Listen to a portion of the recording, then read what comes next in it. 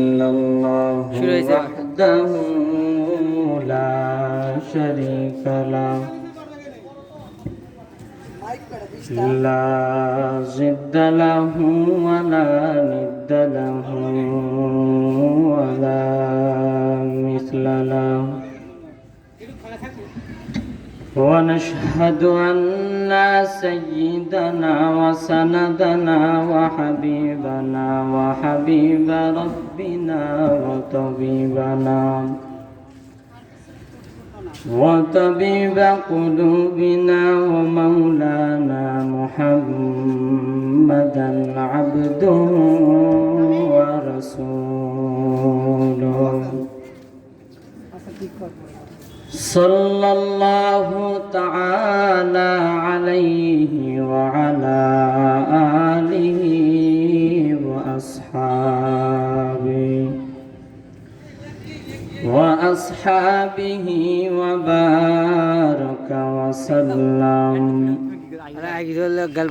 وبارك وسلم تسليما كثيرا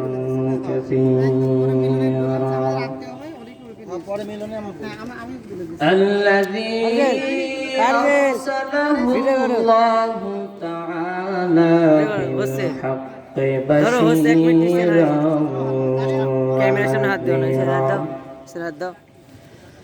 وداعيا إلى الله بإذنه وسراجا منيرا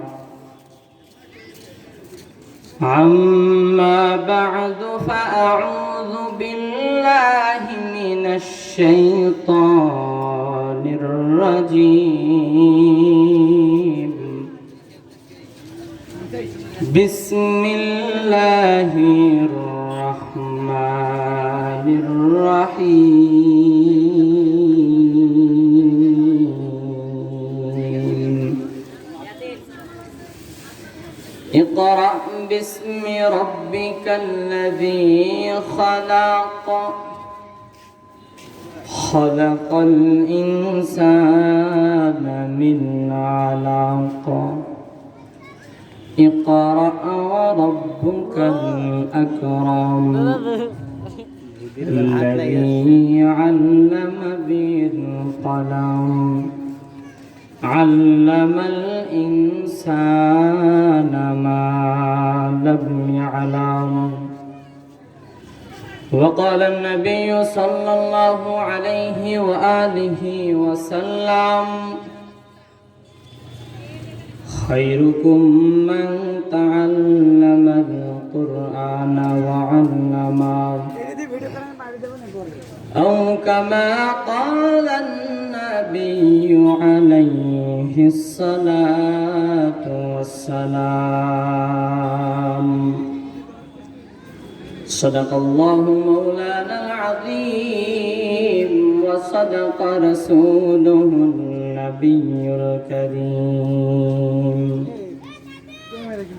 ونحن على ذلك لمن الشاهدين والذاكرين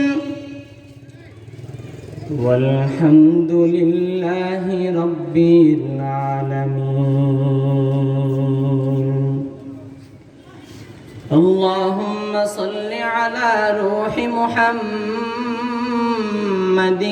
في الأرواح وعلى جسد محمد في الأجساد وعلى قلب محمد في القلوب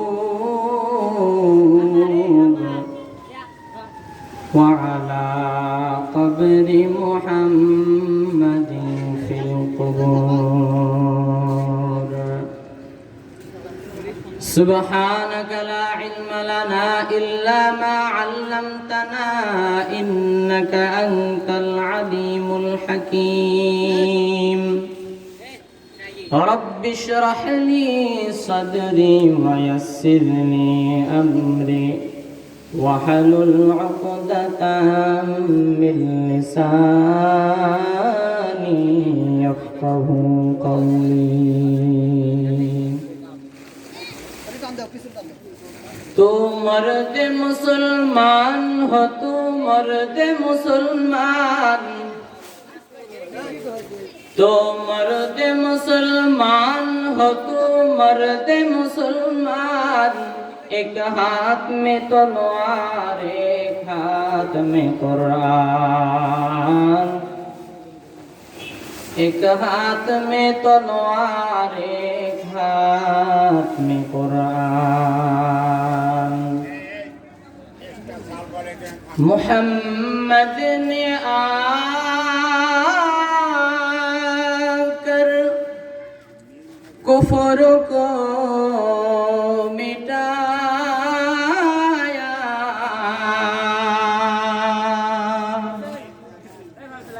محمد نے آ کر کفر کو مٹایا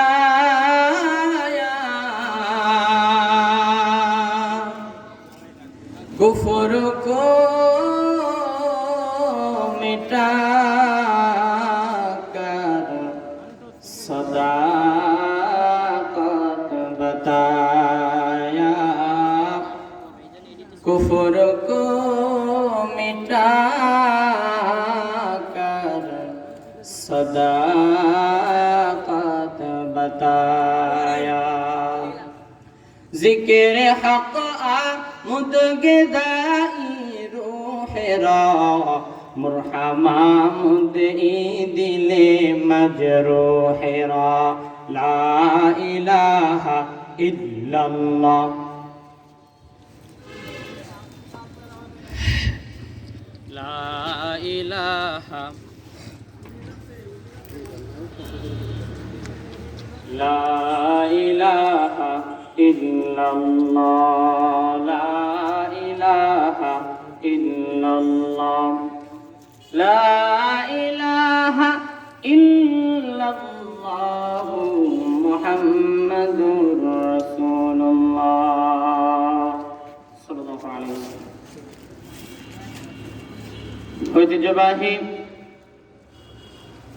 দারুসুন্নাহ মদিনাতুল উলুম কওমিয়া মাদ্রাসার উদ্যোগে বার্ষিক ওয়াজ মাহফিল সভাপতি প্রধান অতিথি বিশেষ অতিথিবৃন্দ আমন্ত্রিত হযরত উলামায়ে কেরাম দূর দূরান্ত থেকে আগত আল্লাহ পাকের আশিকিন জাকিরিন শাকিরিন মুহিব্বিন মুরব্বিন আযম কলিজার টুকরা সমবয়সী যুবক পর্দার অন্তরালে আমার শ্রদ্ধাভাজন মা ও বোনেরা আল্লাহ তাআলা সকলকে কবুল করে নিক সকলে পড়েন আমিন সর্বোপরি শুকর সেই মহান আল্লাহ তাআলার যে মহান আল্লাহ তাআলা আমাদেরকে জান্নাতের বাগানে আসার বসার তৌফিক দান করলেন সেই মহান মালিকের দরবারে আমরা একবার দিল থেকে শুকর আদায় করি সকলে পড়ি আলহামদুলিল্লাহ লক্ষ কোটি দরুদ ও সালাম সাইয়্যিদুল মুরসালিন খাতামুন নবিয়্যিন জনাবে মুহাম্মদুর রাসূলুল্লাহ সাল্লাল্লাহু আলাইহি ওয়াসাল্লামের উপর সম্মানিত হাজিরিন যেহেতু স্বল্প টাইমের ভিতরে কোরআনুল কারীম থেকে কিছু কথা বলার চেষ্টা করবে ইনশাআল্লাহ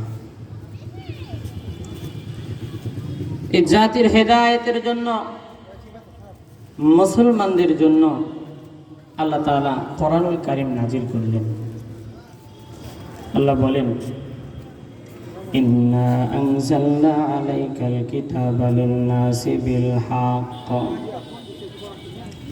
মানুষের হেদায়েতের জন্য কোরআনুল কারীম নাজিল করলেন এই কোরআনুল কারীম যখন নাজিল হয় রাসূল করিম সাল্লাল্লাহু আলাইহি ওয়াসাল্লামকে জিবরাইল আলাইহিস সালাতু ওয়াস সালাম হেরা গুহায় নিয়ে গেলেন। হেরা গুহায় নেওয়ার পরে রাসূলকে জিবরাইল আলাইহিস সালাতু ওয়াস সালাম সিনার সাথে আস্তে করে একটি চাপ দিলেন। জিবরাইল আলাইহিস সালাতু ওয়াস সালাম রাসূলকে বললেন, হে নবী আপনি পড়ুন, ইকরা।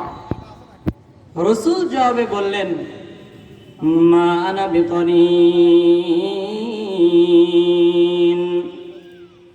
আমি পড়তে জানি না। জিবরাইল আলাইহিস সালাতু ওয়াস সালাম আবারও একবার চাপ দিলেন আস্তে করে। রাসূল জবাবে আবার বললেন, মা আনা বিকরিন।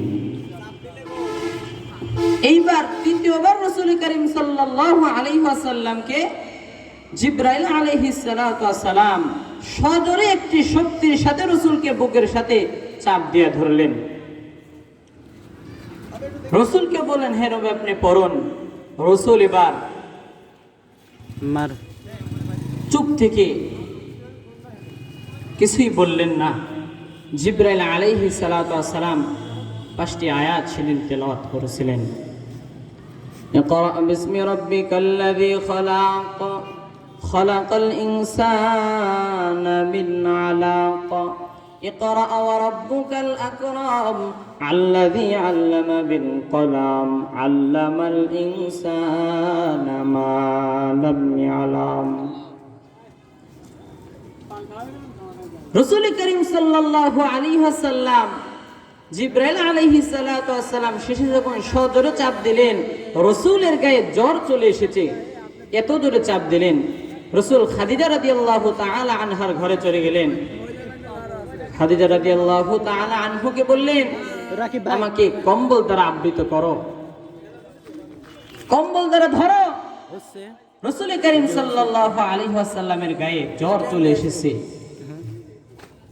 যেমন তেমন জ্বর নয়, রাসূল করিম সাল্লাল্লাহু আলাইহি ওয়াসাল্লাম এত কষ্ট হচ্ছে মনে হয় রাসূল মারাই যাবে। এর দ্বারা অন্ত এতটুকু বোঝা যায়, মদিনার নবী যেই নবীর গায়ে মাছি মশা বসা হারাম, সেই নবীকে কোরআনের জ্ঞান দিলেন আল্লাহ তাআলা কষ্টের মাধ্যমে। আর আমরা সাধারণ মানুষ কষ্ট ছাড়া কখনোই ইলম পাবো না। যেহেতু মদিনার নবী কষ্ট করে ইলম নিছেন, আমাদেরকে কষ্ট করে ইলম নেওয়া লাগবে। কথা বলেন ঠিক কিনা? আরামে আরামে ইলম পাওয়া যাবে না। আল্লাহর এক বান্দার কাহিনী। আল্লাহর এক বান্দা মনে বড় আশা, সন্তানকে আলেম বানাবে, সন্তানকে কোরআনের জ্ঞান অর্জন করাবে। স্ত্রীকে নসিহত করে গেলেন, স্ত্রী আমার ভালো করে শোনো, তোমার গর্ভে যে সন্তান, এই সন্তান জন্ম হওয়ার পরে সন্তানটাকে আলেম বানাবো, কোরআনের জ্ঞান অর্জন করাবো। এই কথা বাবা বললেন। আল্লাহর কি কুদরতের কারিশমা, কিছুদিন পরে বাবার ইন্তেকাল হয়ে গেল। মা গর্ভধারিণী মহিলা, বড় গরীব,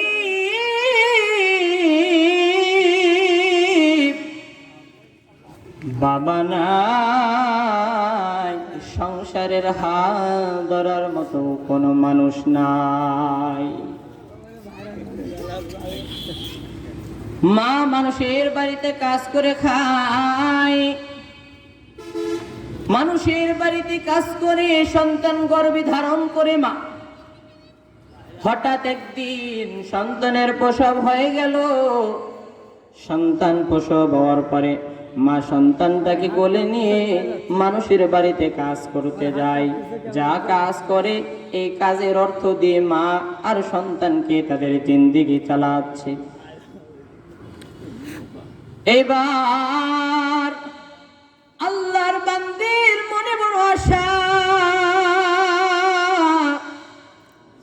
বাবারও বড় আশা ছিল সন্তানকে কোরআনের আলেম বানাবে, হাফেজ বানাবে। কিন্তু আজকে দুনিয়াতে বাবা নাই। মা আল্লাহ তাআলার কাছে দোয়া করেন, ও দয়ার মালিক, আমার সন্তানটাকে তুমি কোরআনের আলেম হিসাবে কবুল করে নাও। আল্লাহ তাআলা ওর বাবার বড় আশা, ওকে কোরআনের আলেম বানাবি। আল্লাহ তার আগে দুনিয়া থেকে বিদায় হয়ে গেছে। ও দয়ার মালিক, আমার সন্তানটাকে তুমি আলেম হিসাবে কবুল করে নাও। মা প্রত্যেক দিন দোয়া করে, মা এইভাবে সন্তানকে নিয়ে কাজে যাচ্ছে আর আল্লাহ তাআলার কাছে দোয়া করতেছে। আস্তে আস্তে সন্তান বড় হয়ে গেল। এখনো পরিবারের হালাত বড় খারাপ, বাবা নাই, পরিবারের হালাত বড় খারাপ, টাকা নাই যে সন্তানকে লেখাপড়া করাবে।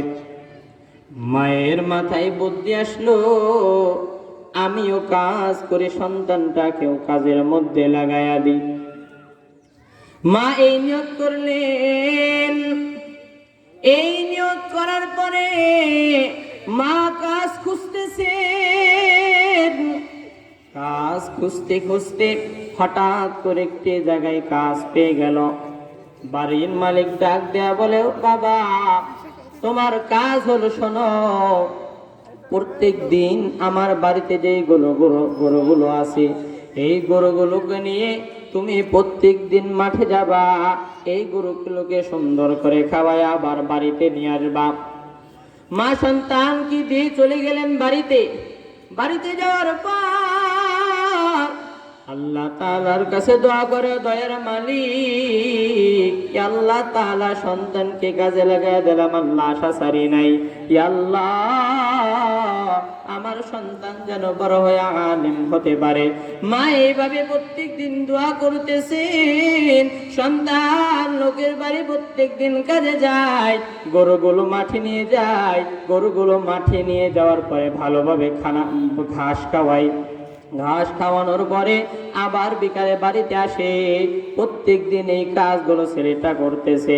যখন কয়েকদিন পার হয়ে গেল, লোকের বাড়িতে খানা খায়, লোকের বাড়িতে ঘুমায়। এইভাবে কয়েকদিন অতিবাহিত হয়ে গেল। অতিবাহিত হওয়ার পর গরিবের সন্তান মনে এমন তেমন মায়াও আসে না। কয়েকদিন পরে গালি দিয়া বলে, সন্তান আগে তো নতুন ছিল, এখন তো পুরাতন হয়ে গেছ, গরুগুলোর পেট কেন ভরে না? এইভাবে সন্তানকে গালি দেয়। সন্তান কিছুদিন পরে পরে মায়ের কাছে যা এই দুঃখের কথাগুলো বলে।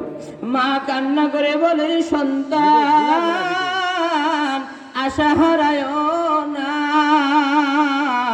মা আল্লাহ তাআলার কাছে দয়া করে, ও দয়ার মালিক, হে আল্লাহ তাআলা আমার সন্তানকে আলেম না বানায় আল্লাহ তুমি ফিরাইয়া দিও না। এইভাবে দোয়া করে মা সন্তানকে ডাক দেয়া বলে, সন্তান তুমি কাজে চলে যাও, আমি আল্লাহর কাছে দোয়া করতেছি। মা এইভাবে সন্তানকে বিদায় দিয়ে দিল। সন্তান আবার কাজ করতে গেল। যাওয়ার পরে গরুগুলো আবার মাঠে নিয়ে যায়।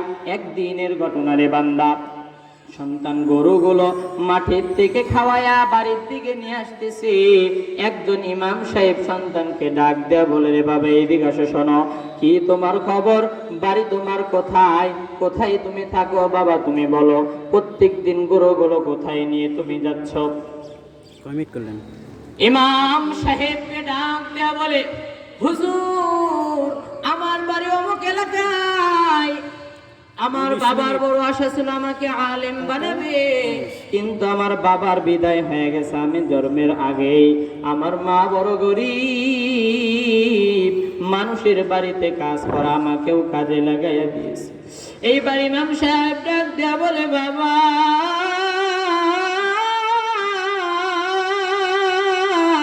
তোমার নাম কি? ওই ছেলেটা ডাক দেয়া বলে, ইমাম সাহেব আমার নাম হলো ইমামউদ্দিন।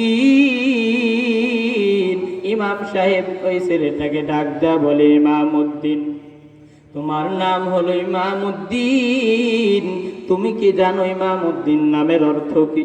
তখন ওই সন্তান ডাক দেয়া বলে, ইমাম সাহেব, আমি জানি না আমার নামের অর্থ,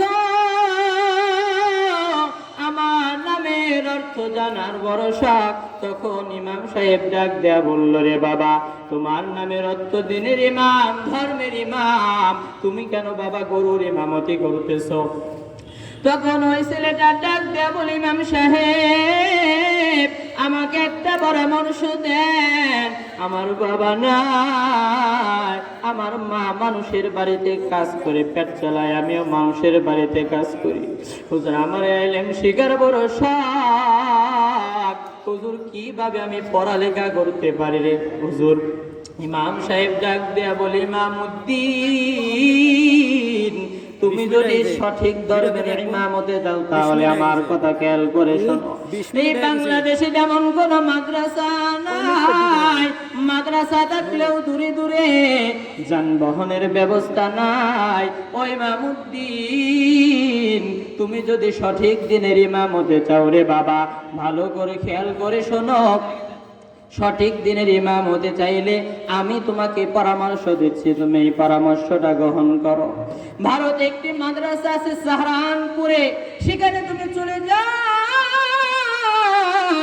এই বাংলাদেশে তেমন মাদ্রাসা নাই, সেখানে গিয়ে তোমাকে কষ্ট করা লাগবে, টাকা লাগবে না। এইবার ইমামউদ্দিন রওনা হয়ে গেল বাড়িতে, মালিকের বাড়িতে গরুগুলো ফিরাইয়া দিল। গরুগুলো ফিরাইয়া দেওয়ার পর মায়ের কাছে যা বলতেছে, ও মা, তোমার দোয়া মনে হয় আল্লাহ তাআলা দরবারে কবুল। ও মা, ইমাম সাহেব আমাকে বললেন, ও বাবা, ইলম যদি শিখতে চাও ভারতে একটি সাহারানপুরে মাদ্রাসা, সেই মাদ্রাসায় চলে যাও। ও আম্মা, আমার বেডিং পত্রগুলো গুছাইয়া দেও, আমি ইলম শিখার জন্য যাব। এইভাবে যখন মাকে ডাক দেয়া বলল, মা বেডিং পত্র গুছিয়ে দিল। এইবার ইমামউদ্দিনের মা ডাক দেয়া বলে, ইমামউদ্দিন, ও বাবা, তুমি কোন ইমামের পরামর্শে যাচ্ছ আমি জানি না। ও বাবা, যে ইমামের পরামর্শে যাও না কেন, তুমি এত দূরে যাচ্ছ, আমি মায়ের কাছে একটা টাকা নেই, করি নাই, তোমাকে দেব। ইমামউদ্দিন ডাকতে বলে, মা, ইমামউদ্দিন বলেছে, ইমাম সাহেব বলেছে ইলম অর্জনের জন্য কষ্ট করা লাগবে, টাকা লাগবে না। ও মা, তুমি দোয়া করে দাও, আমি আর এখানে থাকবো না, আমি ইলমের জন্য চলে যাচ্ছি। মা, মায়ের দোয়া নিয়ে ইমামউদ্দিন রওনা হয়ে গেল। ইমামউদ্দিন চলতেছেন। এর ইমামউদ্দিনকে মা বিদায় দিয়ে মা বসে রইল না, বরং নামাজের মুসল্লায় মা দাঁড়ায় গেল। দাঁড়ানোর পরে মালিককে ডাক দিয়া বলে, মালিক, ও আল্লাহ, আমার সন্তান ইমামউদ্দিন কোন ইমামের পরামর্শে আল্লাহ ইলম শিক্ষা করতে গেল, আল্লাহ আমি জানি না। ও আল্লাহ, যে ইমামের পরামর্শই যাই না কেন, আল্লাহ তুমি ইলমের দৌলত না দিয়ে ফিরাইয়া দিও না। ইমামউদ্দিন চলতে রাত হয়ে গেল। ইমামউদ্দিন পাশের একটা মসজিদের জায়গা গ্রহণ করলেন, মাগরিবের নামাজ আদায় করলেন। মাগরিবের নামাজ আদায় করার পর ইমামউদ্দিন দুয়ার মুসল্লায় পড়ে গেলেন। আল্লাহ তাআলাকে ডাক দেয়া বলে, আল্লাহ, তোমার রাস্তায় বাহির হয়েছে, আল্লাহ ইলম না দিয়ে আল্লাহ তুমি ফিরাইয়া দিও না। এইভাবে দোয়া করতেছে। আল্লাহ তাআলা ইমামউদ্দিনকে রহম দয়া করল, রে বান্দা। এরপরে মুসল্লিরা ইমামউদ্দিনের দিকে তাকাইয়া দেখতেছে ছেলেটা কান্না করতেছে।